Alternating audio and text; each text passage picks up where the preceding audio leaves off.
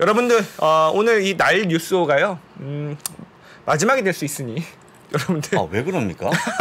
진짜 마지막 그러네. 뉴스호는요. 뉴스호는 그렇겠네. 저희가 개편을 앞두고 뉴스호는 역사 속으로 사라질까 하는데 네. 솔직한 얘기로 저는 네. 제가 이제 3부를 한다 그러면 네네. 한다고 하면 저는 그 안에서 한번 해보고 싶어요.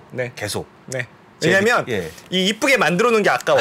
그것도 그렇지만 매일매일 기사를 보는 게 중요하기 때문에 같이 한번 살펴보겠습니다. 첫 번째 기사입니다. 네.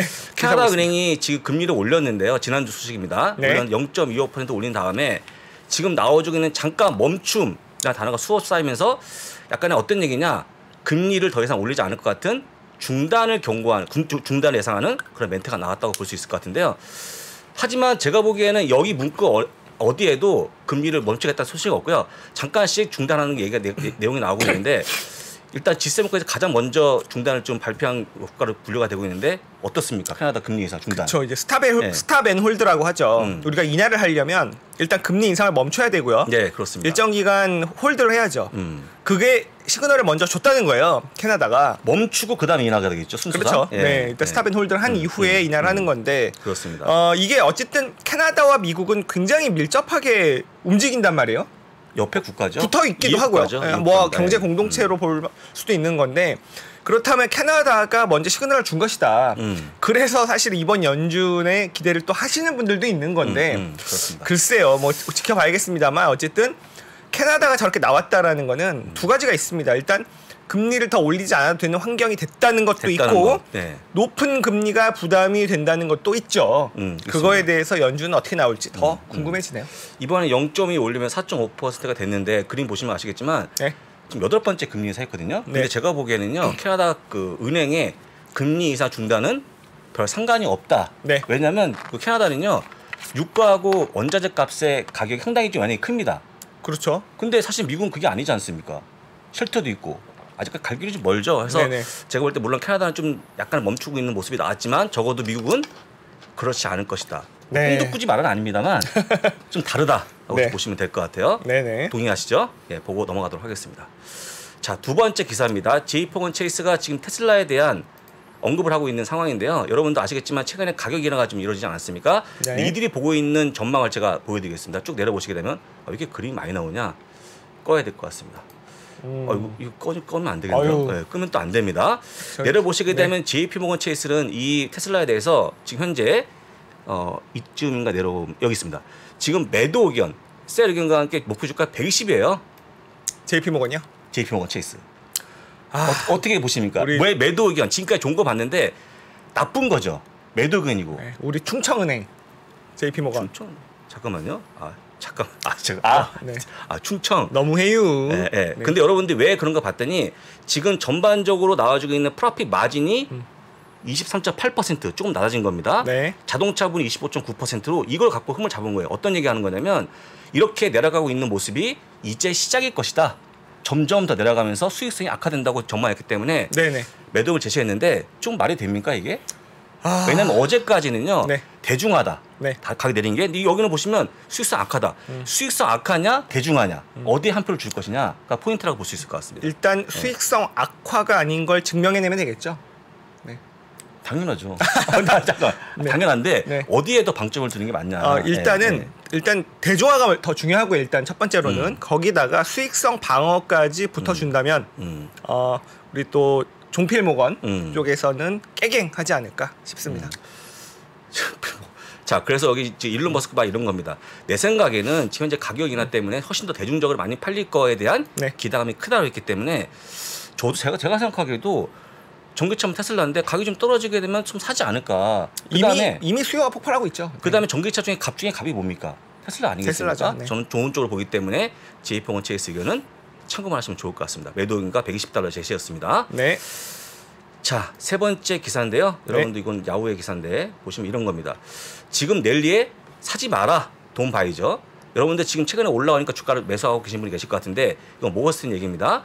이것이 바로 트랩이다. 함정이라는 얘기예요. 어떻게 보십니까 이것도? 저거 마이클 윌슨이 한 말인데 어떤 거냐면요. 쭉 내려보시면 아시겠지만 지금 모든 좋은 조건은 현재 시장에 다 포함 반영된 거예요. 네. 지금부터 빠지는 건데 이분이 제시한 걸 보겠습니다. 올해 연말입니다. S&P 500 지수 3,000포인트 텀블. 정말 급락한다는 얘기죠. 예, 이게 바로 올해 모습인데 올해 이렇게 빠지게 되면 약 25% 빠질 수 있다는 거 보여주기 때문에 조심하라는 얘기인데요. 제가 볼 때는요. 네. 3,000포인트 현재 1,000포인트 깎아야 되는 거거든요. 네. 이게 가능하겠습니까? 한 1,200포인트 조정을 받을 수 있어요. 빠르게 올라왔기 네. 때문에 맥시멈 한 3,400포인트. 근데 그렇죠. 3,000포인트라면 이제 윌슨도 작년에 잘했어요. 작년까지였구나. 맞췄습니다만 우리 또 그런 거고요. 빛광우 형한테 혼납니다. 윌슨은. 그렇죠. 그다음에 이 분의 어떤 그 시장에 대한 단점이 뭐냐면요. 아직 금리 예상이 끝나지 않았다. 뭔 소리 하는 거냐? 그 다 알아요. 윌슨 형. 그러니까 그 연준과 맞서지 마라 네. 라는 경고이기 때문에 여러분들 각자 판단하시면 될 것 같고요. 저는 여러분들이 이렇게 좋은 내용도 있지만 약간 부정적인 내용도 비율을 조정하면서 가져가시면 좋을 것 같아요. 네, 좋은 내용이라서 보시면 좋을 것 일단 같습니다. 양쪽의 의견을 다 들어야 합니다. 봐야 됩니다. 네. 봐야 됩니다. 자, 네 번째 기사. 포드의 무스탕이 아닙니다, 이거. 네. 어디 제 아시는 아재분이 네. 무스탕이라고 표현하는 거예요. 머스탱. 그 진짜 그 가짜 무스탕 한번 진짜 이렇게 사서 입은 적 있는데 예, 가짜로. 예. 머스탱 마이에 대한 따뜻해요. 가격을 내리는 상황이었는데요. 5,900달러 내렸습니다. 근데 여러분도 아시겠지만 이 기사가 나오자마자 의문의 1패 종목이 하나 있습니다. 테슬라가 좀 빠졌죠, 저것 때문에. 빠졌는데 네. 이거 말고 좀 더 많이 빠진 게 있어요. 뭐예요? 루시드가 또 많이 빠졌어요. 루시드요? 왜냐면 이 기사가 나오자마자 루시드의 이제 사우디가 완전 인수하려고 하지 않습니까? 뭐 루머라면서요. 예, 루머가 아니고 루머 아직까지 루머입니다만 이런 거예요. 야, 테슬라 가격 내리고 포드 가격 내리는데 루시드는 가격을 내릴 만한 그런 경쟁력이 되겠냐? 하면서 뭔가 다시 한번 계산기 두들기는 그런 모습이 나왔다. 주가 빠진 상황이었는데 하여간 내리면서 지금 이제 전기차에 대한 치킨 게임 시작된 겁니까? 근데 포드는 이미 저 머스탱을 파는 게 다 손이 적자잖아요. 머스탱 파는 건 적자예요. 일반 내연기관차로 지금 메꾸는 건데. 네, 그렇죠. 저걸 더 낮춘다는 거는요. 적자가 심해진단다. 예, 심해진다. 그러면은 과연 뭐 전기차 올인할 수 있을까요? 그렇지만 여러분들이 가격이 좀 떨어지고 있고 7,500달러의 보조금이 주어진다 그러면요. 전기차에 대한 관심이 커질 걸로 보이고 있고 더 많이 사는 모습이 나오지 않을까 이제 보고 있습니다. 좋은 관점에서 보시면 될 것 같고 가져온 이유는요. 아까도 얘기했지만 루시드가 빠질 때 이 기사가 나왔다는 걸 좀 보여드리는 겁니다. 네. 확인하시면 될 것 같고요. 대막의 마지막 기사를 확인해 보겠습니다. 네. S&P 500 선물이 빠지는데 왜 빠지냐? 금리 결정 앞두고 빠진다는 거죠. 네. 여러분들이 이 최근에 나왔던 여러 가지 이벤트 중에서 빅테크가 중요하냐, 금리 결정이 중요하냐, 고용 지표가 중요하냐, 단연 금리 결정입니다. 지금 일단은 이제 다 모여 있어요. 그쪽 눈이 모여 있는데 여러분들 이거 잘 보시면요. 이 파월이 어떤 얘기 할지 굉장히 궁금하다는 표현인데 여러분들 제가 영어를 뭐 가르치는 입장 아닙니다만 여기 보시면 푸시백이라는 말이 나옵니다. 푸시백. 네. 이게 뭐냐면요. 금리를 올해 인하할 만한 전망치를 뒤로 연기하지 않을까. 파월이 절대 이거에다 신호 안 준다는 얘기예요. 단호한 입장.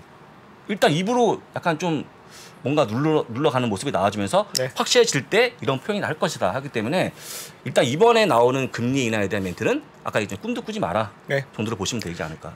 다행인 거는요. 저런 전망들이 많아진다라는 거는 실제 저런 말을 했을 때 충격이 좀 덜할 수 있다는 겁니다. 그래서 지금 저런 기사가 많이 나오고 시장이 약간 조정을 받는 거는요. 절대 나쁘지 않습니다. 나쁘지 않습니까? 왜냐하면 실제 파월이 그런 발언을 해도 충격이 덜할 수 있고요. 만약에 아니면 그 반작용은 어마어마할 수 있거든요. 그렇죠. 네. 그래서 지금 표현대로 보통 이제 그 발음 상하면 이제 지러스인데 지더스라고 하죠. 한국말로 치게 되면 이게 이제 긴장하다는 뜻이거든요. 초조하다, 긴장하다는데 뭘 금리 결정 앞두고 누가 진작하겠습니까? 그죠? 편하게 보면 될 것 같고요. 그럼요. 어차피 여러분들이 원하시는 0.25는 정해진 걸로 보이고 있고 파월이 2인데 파월이 그렇게 지금 장에 뭔가 흙을 뿌리는 가된 밥에 그렇게 할까?